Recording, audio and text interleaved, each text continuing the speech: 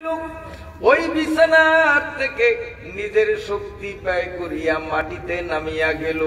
মাটিতে নামিয়া উদ্ভূত হইয়া নাক কপাল জমিনের সাথে লাগাইয়া গুনগুন আওয়াজে কি যেন বলতে লাগছে। সমস্ত মহিলারা অবাক। এইমাত্র মায়ের পেট থেকে আসা শিশু কোথায় এই শক্তি পাইল? বিছানার থেকে নামার মতো শক্তি বা কোত্থেকে পাইল? আবার নাক কপাল যখন জমিনের সাথে লাগানো, না জানি তার শ্বাস প্রশ্বাস বন্ধ হইয়া যায়, নাকে চাপ লাগবে, মরে যায়।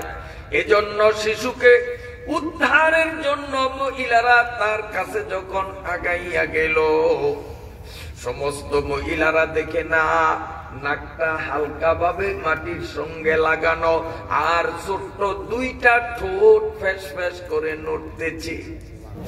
মহিলারা নিজ নিজ কান আমার শিশু নবীর মুখের কাছে যখন নিয়ে গেল, স্পষ্ট শুনতে পাইল 2-4-5 মিনিট আগে মায়ের পেট থেকে আসলেন যিনি, ইনি নাক আর কপাল জমিনে লাগাইয়া দুই চোখের পানি ছাড়িয়া দুই ঠোঁট নাড়িয়া নাড়িয়া গুনগুন করিয়া কান্দে আর বলে, মাবুদ রে, মায়ের পেট থেকে জমিনে আসিবা মাত্র কিয়ামত পর্যন্ত আমার সমস্ত উম্মতের মহাব্বত আমার অন্তর পাগল হয়ে গেছে।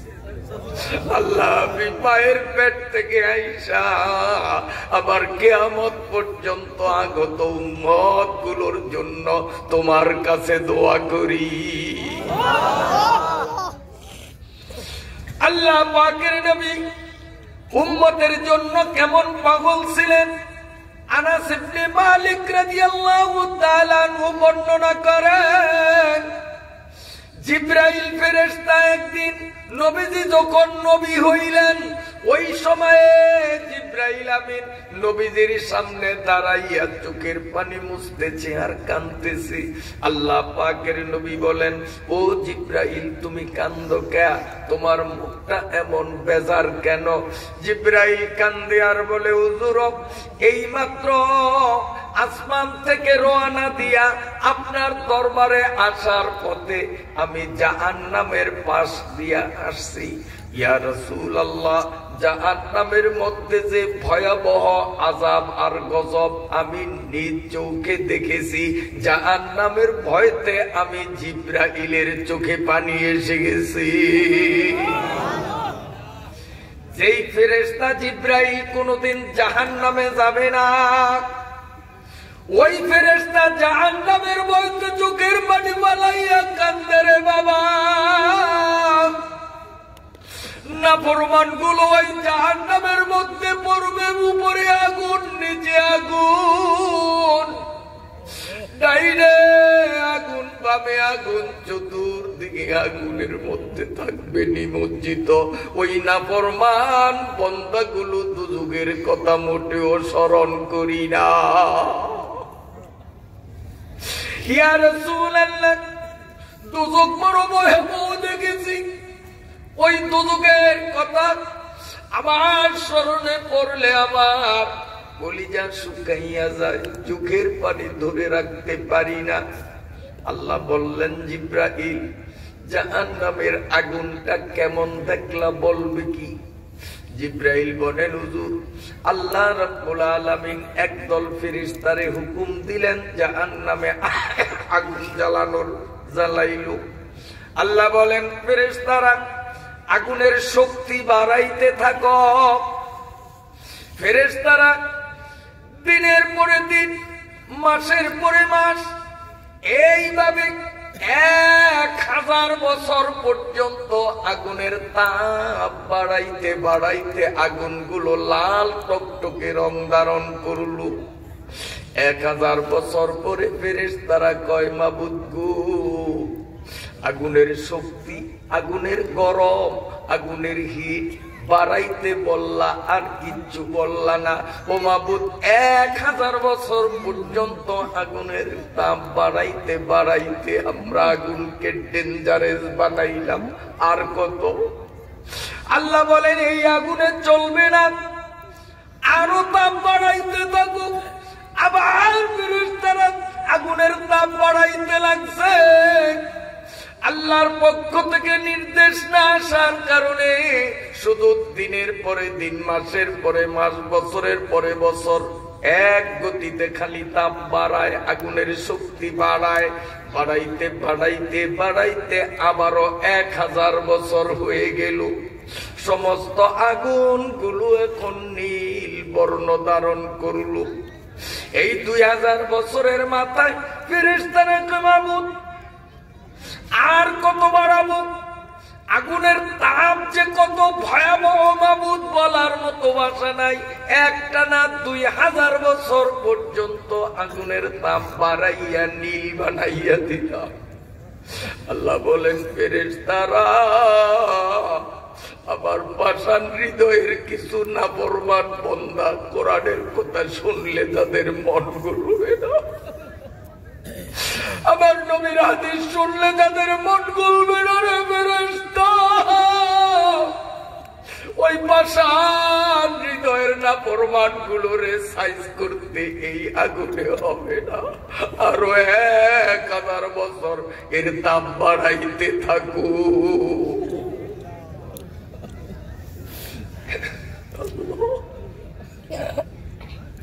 জিবরাইল আমিন বলেন হুজুর 3000 বছর পর্যন্ত আগুনের তাপ বাড়াইতে বাড়াইতে আগুনগুলো একদম কালো কুচকুচে হয়ে গেছে। এত গরম, এত গরম, একটা সোনামুখী সুই দিয়া যদি এই মাটিটাকে ফুটা করা হয় জাহান্নাম পর্যন্ত, সোনামুখী সুই দিয়া চিকন একটা ছিদ্র জাহান্নাম পর্যন্ত করা হয়, এই সোনামুখী সুইয়ের ছিদ্র পথ দিয়া জাহান্নামের আর কতটুকুন গরম আসবে? আমার নবী বলেন ওই গরমে আকাশের পাখিগুলো ভাজা হইয়া যাবে, দুনিয়ার সমস্ত লতাপাতা গাছগুলো সব চলিয়া ছাই হইয়া যাবে, মানুষ গরু ছাগল কিছু বাঁচতে পারবে না। যদি সুই বরাবর ছিদ্রপথ পথের গরমটা এত মারাত্মক হয়, বেনমাজি বেপরদা সুদখোর ঘুষখোর নাফরমান গুলোরে জাহান্নামের আগুনের সাগরের মধ্যে যখন ডুবাইয়া দিবে, উপরে আগুন নিচে আগুন ডাইলে আগুন, হায় হায় সেদিন সেই আগুনের মধ্যে নাফরমান শুধু জ্বলবে আর জ্বলবে, মরবে না। লা ইয়ামুতু ফিহা ওয়ালা ইয়াহইয়া, লা ইয়ামুতু ফিহা ওয়ালা ইয়াহইয়া। দুনিয়ার আগুনে মানুষ পড়লে মারা যায়, জাহান্নামের আগুনে পড়লে শুধু কষ্ট আর কষ্ট, সেখানে মৌত হবে না, মৌত হবে না। জিবরাইল আমিন এক এক করিয়া জাহান্নামের আযাব আর গজবের বয়ানগুলো আমার প্রিয় নবীকে শুনাইতেছিলেন। জাহান্নামের বয়ান আমার নবী জিবরাইলের মুখ থেকে শুনতেছেন, আর দুই চোখ থেকে গড়িয়ে গড়িয়ে পানি পড়ছিল। আল্লাহ,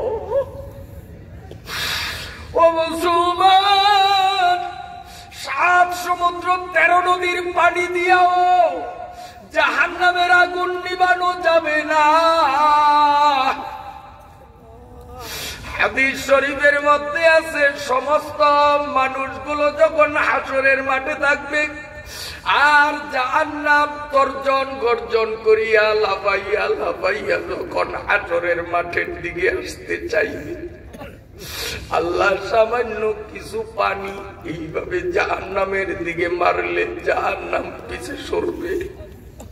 আল্লাহর রাসূল বললেন, ওগো মাবুদ, এইটা আবার কোন কুদরতি পানি এক ফুট পানির সামনে জাহান্নাম দাঁড়িয়ে থাকতে পারে না। আল্লাহ বলবেন আমার দোস্ত, এটা নদী সাগর টিউবওয়েলের পানি না, আমার বান্দারা জান্নাত জাহান্নাম কবর মিজান পৌঁছারাতের বয়ান শুনিয়া চোখ থেকে যে পানি ঝরাইতো, আমি আল্লাহ তাদের ওই চোখের পানিগুলারে আমার কুদরতি পান্নে জমা রাখছি। আমার বান্দার চোখের পানি ছাড়া জাহান্নাম কোনদিন থামবে না। কাঁদো কাঁদো প্রেম যদি নাই আসে, প্রেম যদি নাই আসে ভঙ্গিমাতে প্রেমিকে সাজো, বিশ্বপ্রভুর মহান দয়ায় নিরাশ তুমি কেনে আসো। এক ফোঁটা চোখের পানি এত বড় দাবি,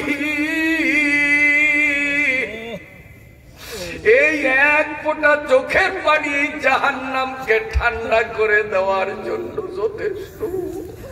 আল্লাহ তুমি আমাদের রক্ষা করো, আল্লাহ তুমি আমাদের রক্ষা করো। জিবরাইল আমিন জাহান্নামের বয়ান করছে, আর দয়াল নবীর দুই চোখ থেকে টপ টপ টপ টপ করে পানি পড়তেছে। অনেকক্ষণ বয়ানের পরে আল্লাহ পাকের নবী প্রশ্ন করলেন, জিবরাইল জাহান্নাম কয় তলা বিল্ডিং? জিবরাইল আমিন বলেন, হুজুর জাহান্নামটা এইভাবে 7 তলা বিশিষ্ট। নবীজি বললেন, কোন কোন তলায় কোন কোন নবীর পাপী উম্মতরা সাজা ভুগবে জানো কি? হ্যাঁ জানি, বলো।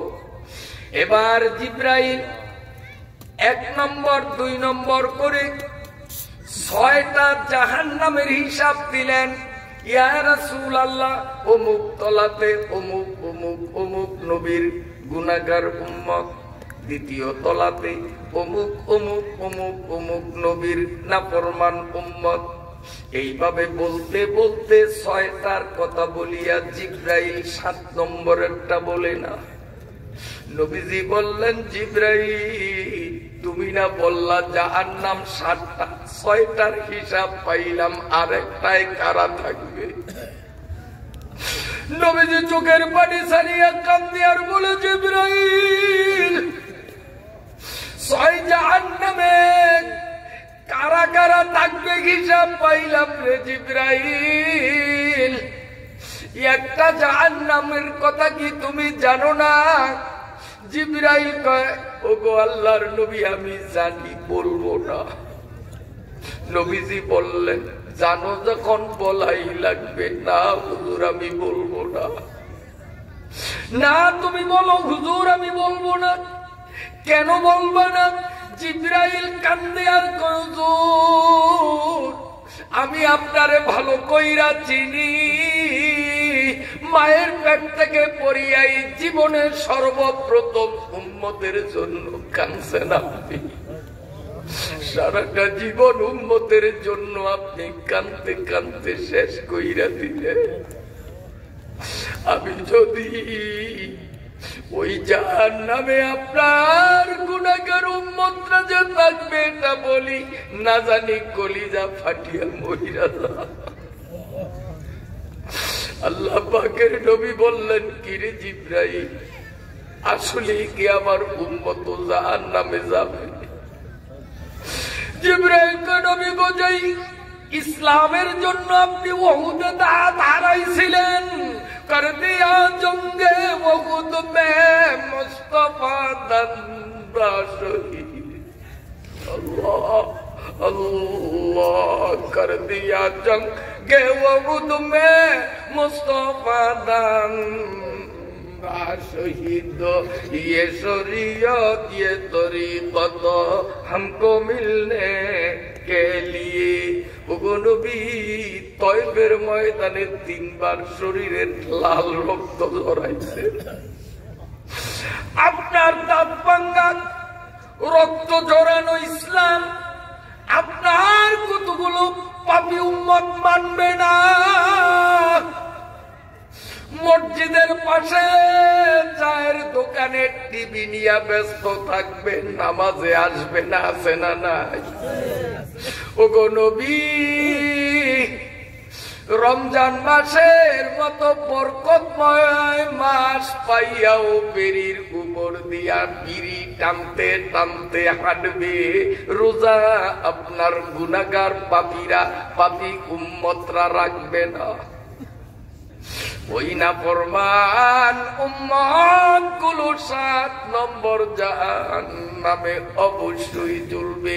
যখন এই জিব্রাইলের মুখ থেকে আমার নবী শুনলেন যে আমার কতগুলো উম্মত জাহান্নামে গুনাহগার হওয়ার কারণে যাবে, উম্মতের পাগল নবী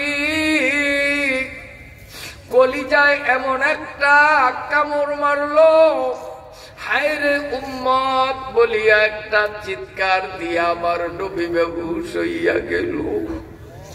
জবাই করা মুরগির মতো মাটিতে হাত পাও মারে, হায়রে উম্মত, হায়রে উম্মত, হায়রে উম্মত। নবী কাঁদলেন।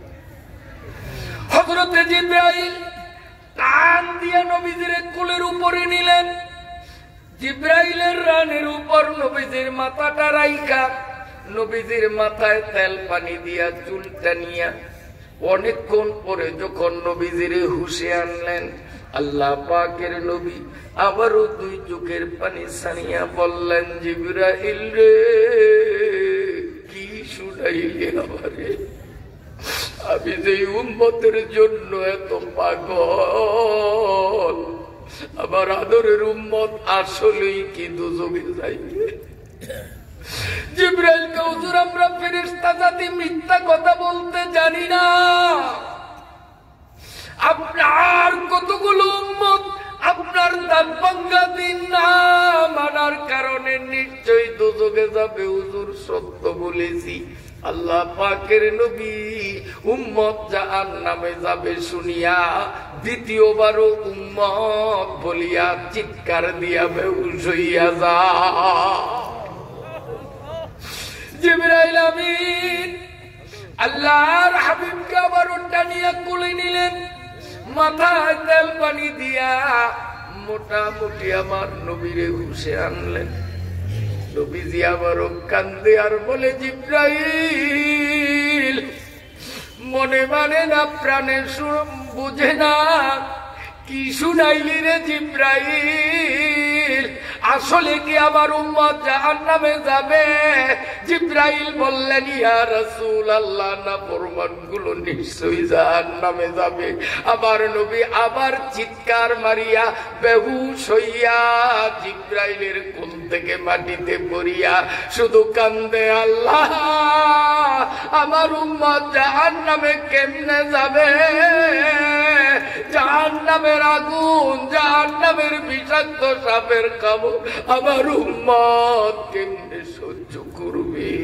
আমার নবী বেহুশ হইয়া মাটির মধ্যে গড়াগড়ি খায় আর কান্দে। হযরতে আনাস ইবনে মালিক রাদিয়াল্লাহু তাআলা আনহু বলেন, নবীজি একে একে 3 বার উম্মতের মায়ায় যখন বেহুশ হইয়া গেলেন, জিবরাইল দেখলেন নবীজির অবস্থা বেশি ভালো না, আমি যদি এখানে থাকি আর নবীজি আমারে বারবার জিজ্ঞাসা করেন আর সত্য কথাটা যদি বারবার বলি, না জানি উম্মতের মায়ায় নবী কলিজা ফাটিয়া মারা যায়। আল্লাহ আল্লাহ, تعصي الرسول وأنت تظهر حبه هذا لعمري في الفعال بديع। জিবরাইল আমিন চিন্তা করলেন, আমি যদি এখানে থাকি আর নবী আমারে জিজ্ঞেস করলে আমি তো না বলে পারবো না, না জানি নবী কলিজা ফাটিয়া মারা যায়। এই জন্য নবীজিকে অজ্ঞান অবস্থায় রাখিয়া, তৃতীয়বার অজ্ঞান অবস্থায় রাখিয়া জিব্রাইল আমিন গোপন হইয়া আসমানে চলিয়া যায়। আমার নবী জিব্রাইল চলিয়া যাওয়ার পরে সিজদার মধ্যে না কপাল মাটির সঙ্গে লাগাইয়া দুই চোখের পানি ছাড়িয়া বিবি আয়েশার ঘরের মধ্যে চোখের পানির জোয়ার বহাইয়া দিল। মদেরি তার দয়াল নবী 23 বছর শত্রু দলের পাথর খেয়ে অঙ্গ করেন লাল। আল মদিনার রওজাতে সোনরে কাঁদন দিনে রাতে, উম্মত আমার কোরআন ছেড়ে হচ্ছে না ফরমান। বাংলাদেশের মুসলমান গেল রে কোরআনের মান, যদি যায় কোরআনের মান কেমনে তোরা মুসলমান। ভুল তোদের উম্মতের দাবি, ভুল তোদের ঈমান। গরু খাইলেই মুসলমান হওয়া যায় না। নবীজি উম্মতের কত ভালোবাসতেন, ওই নবীর উম্মত দাবি করি, নামাজ পড়ি না, রোজা রাখি না, পর্দা পুশিদা মানি না, স্বামী হইয়া স্ত্রীর হক আদায় করি না, স্ত্রী হইয়া স্বামীর সাথে বেয়াদবি করি, অত সহজে জান্নাতের আশা করা যাবে না। ঠিক না বেঠি? আল্লাহ শুধুমাত্র ফরজ নামাজের টাইমে নবীজি সিজদার থেকে উঠতেন আর 5 বেলা নামাজ পড়তেন। 3টা দিন 3টা রাত চলে গেল, আমার নবী কারো সঙ্গে কথা কয় না। 3 দিন 3 রাত আমার নবী কিচ্ছু খায় না, শুধু সিজদার মধ্যে 2 চোখের জোয়ার প্রবাহিত করিয়া কান্দে আমার উম্মত জাহান্নামে কেমনে থাকবে, জাহান্নামের আযাব সহ্য করার মতো শক্তি তো আমার উম্মতের না। 3 দিন পর্যন্ত নবী শুধু কান্দে, খাওয়া নাই, দাওয়া নাই, কথা নাই, বার্তা নাই। 3 দিন চলে যাওয়ার পরে আবু বকর রাদিয়াল্লাহু তাআলা আনহু বিষয়টা জানিয়া তিনি দৌড়াইয়া আসলেন। নবীজি সিজদার মধ্যে কান্দে, আবু বকর নবীজির মাথার কাছে দাঁড়াইয়া ডাকেন, ইয়া রাসূলুল্লাহ, ইয়া হাবিবাল্লাহ, কথা বলেন, আমি আবু বকর আসছি, কি ব্যাপার, এইভাবে কেন কান্দেন? খাওয়া নাই, দাওয়া নাই, কথা নাই, বার্তা নাই, দিবানিশি 24 ঘন্টা নবী গো, এইভাবে কেন কান্দেন? আমি আবু বকরের কর। কিন্তু উম্মতের পাগল নবী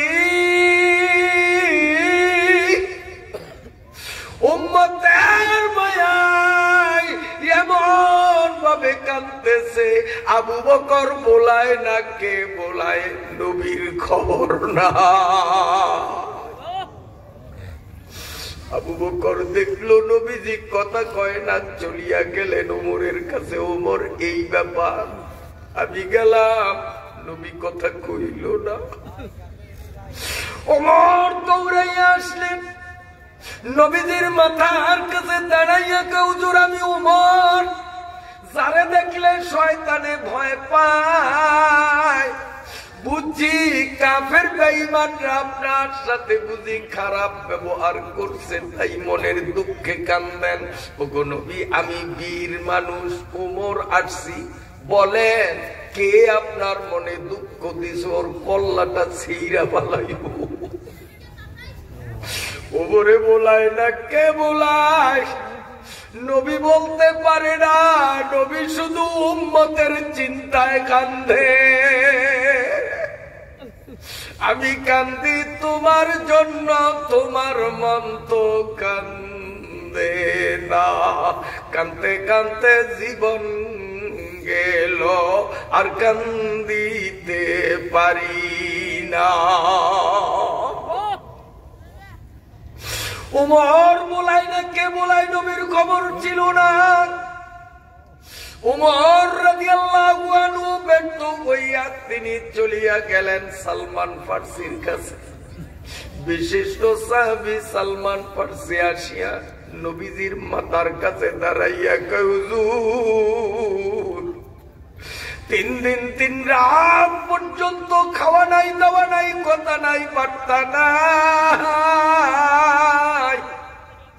আবু বকর আসলো, কথা কইলেন না গো হুজুর। ওমর আসলো, কথা কইলেন না। আমি আপনার কলিজার টুকরা, আমি সালমান ফার্সি আছি হুজুর, কি ব্যাপার একটু আমারে কইলা বলেন। সালমান ফার্সি যে নবীজির কানের কাছে দাঁড়াইয়া নবীরে বলায়, আমার নবীর খবর ছিল না। নবী শুধু উম্মতের মায়ায় কান্দি। সালমান ফার্সি দীর্ঘক্ষণ পর্যন্ত চেষ্টা করিয়াও ব্যর্থ হলেন, নবীজির সাথে কথা হলো না। 2 চোখের পানি মুছতে মুছতে চলিয়া গেলেন সালমান ফাতেমার বাড়িতে। যাইয়া কয়, গো নবীজির কলিজার টুকরা ফাতেমা, শুনছুনি, কই কি খবর? কয়, দিনের নবী 3 দিন 3 রাত খায় না, 3 দিন 3 রাত কারো সঙ্গে কোনো কথা কয় না। আবু বকর গেল, কথা কয় নাই।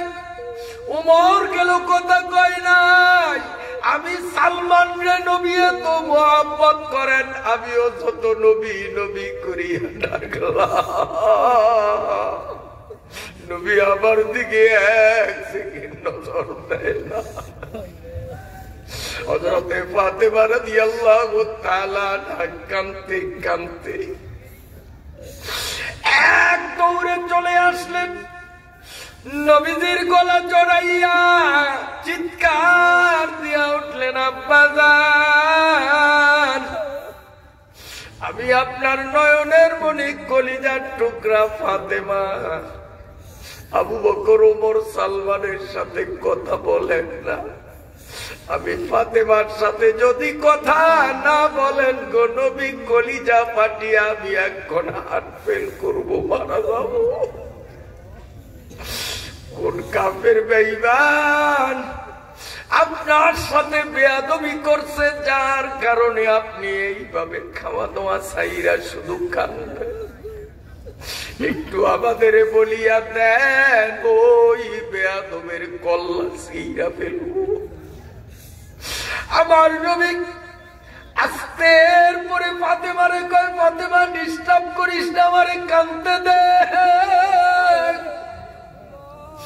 কাফের বেঈমানরা আমার দাঁত ভেঙেছিল, কান্দি নাই। কাফের বেঈমানরা আমার শরীরে পাথর মারতে মারতে বসন্ত রোগীর মতো বানাইয়া দিছে। আমার সারা শরীরের গোশত গুলো তেতলাইয়া দিছে, আমার শরীরের চামড়া গুলো গোশতের থেকে উপড়াইয়া পালাইছে, তাও কান্দি নাই। আমি কাফের বেঈমানদের ব্যথা দেওয়ার বেয়াদবির কারণে কান্দি না।